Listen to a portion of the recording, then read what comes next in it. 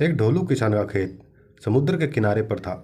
उसने इस खेत को किसी अन्य किसान को इस खेत में काम करवाने के लिए कई विज्ञापन दिए, लेकिन ज़्यादातर लोग समुद्र के किनारे पर स्थित इस खेत में काम करने के लिए इच्छुक नहीं थे। समुद्र के किनारे हमेशा भयंकर तूफान उठते ही रहते थे, जो जानमाल और फसलों को नुकसान पहुंचाते थे। उस किसान ने कई लोगों को अपने सहायक के रूप में कार्य करने के लिए आरक्षण तक देने का वादा किया था, परंतु सभी ने मना कर दिया। अंत में एक बुजुर्ग इस काम को करने के लिए तैयार हो गया। वह बुजुर्ग व्यक्ति व्यवहार में बहुत ही सख्त था। वह बहुत कम बोलना पसंद करता था और उसका शरीर दुबला पतला था। वह बुजुर्ग व्यक्ति किसान के पास आया। किसान ने उस बुजुर्ग व्यक्ति से पूछा, खेती किसानी जानते हो? उस बुजुर्ग व्यक्ति ने उत्तर दिया, हाँ, मैं खेती जानता हूँ और मैं उस समय भी सो सकता हूँ जब तूफान आ रहा हो। बुजुर्ग आदमी के इस जवाब से किसान बिल्कुल संतुष्ट नहीं था, किंतु उसके पास उसे रखने के अलावा और कोई दूसरा रास्ता नहीं था। वह बुजुर्ग व्यक्ति सुबह से शाम तक खेत के काम में लगा रहता। किसान भी उसके काम से संतुष्ट था। एक रात समुद्र की ओर से तूफान की खौफनाक आवाज़ें आने लगी। किसान काफ़ी डर गया। किसान अपने बिस्तर से बाहर निकला और उसने अपनी लालटेन जलाई।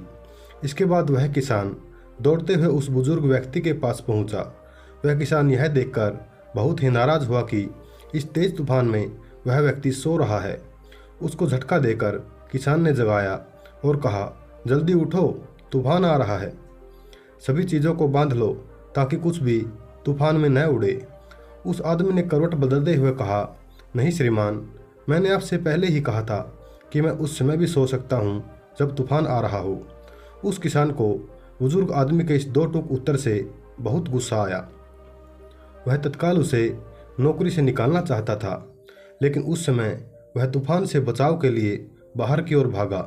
बाहर का नज़ारा देखकर वह व्यक्ति आश्चर्यचकित और खुश दोनों हुआ। उसने देखा कि खेत की सूखी घास के ढेर तिरपाल से ढके हुए थे। सभी गायें अपने तबले में बंधी हुई थी और मुर्गियां भी अपने दरबे में थी, और साथ ही साथ सारे दरवाजे बंद थे। हर चीज़ बंधी हुई थी और एकत्रित थी। कुछ भी तूफान में उड़ नहीं सकता था।